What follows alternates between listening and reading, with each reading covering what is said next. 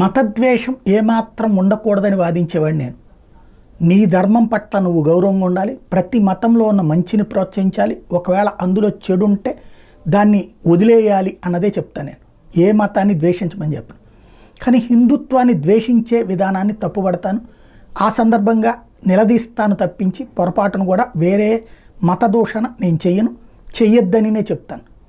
ఇప్పుడు బంగ్లాదేశ్లో జరిగిన పరిణామాల తర్వాతన హిందువుల మీద జరిగే దాడుల గురించి అది రేపు పొద్దున ఈ దేశంలో ఏం చేస్తారో సల్మాన్ ఖుర్షీద్ లాంటి ఆయన మాట్లాడారు చూడండి, మన దేశంలో కూడా ఇట్లాంటి పరిణామాలు సంభవిస్తాయని. అక్కడ ఏంటి స్టూడెంట్స్ యాజిటేషన్, ఎవరి తీర్పు అది? కోర్టు తీర్పు దాని మీద ప్రభుత్వం ఏం చేస్తుంది? చట్టం చేస్తుంది. కానీ ఈలో ప్రభుత్వాన్ని దించి ఏం చేశారు? ఆలయాలు ఏం చేసినాయి, అందులో హిందువులు ఏం చేశారు, ఏం తప్పు చేశారు, వాళ్ళందరి మీద దాడికి ఎందుకు వెళ్ళారు? అది కవర్ చేస్తూ సమర్థించి మాట్లాడే దరిద్రులు ఉన్నటువంటి ఈ దేశంలో గుర్తుపెట్టుకోవాల్సింది ఏంటంటే, ఇప్పుడు ఈ దేశంలో అయితే హిందువుల్ని టార్గెట్ చేస్తున్నారు, వాళ్ళని ఏదో అప్పీజ్మెంట్ చేసే చోట అబ్యూజ్ చేస్తున్నారని. మరి బంగ్లాదేశ్లో ఉన్నటువంటి హసీనా ఏ మతం?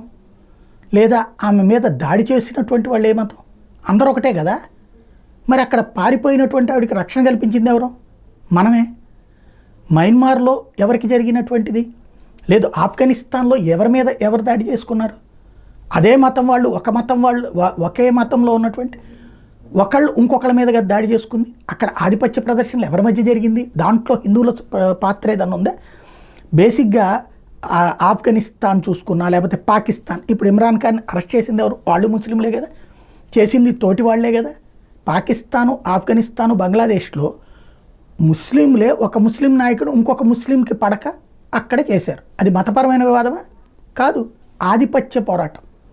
కానీ దానికి అసలు భారతదేశానికి ఏంటి సంబంధం?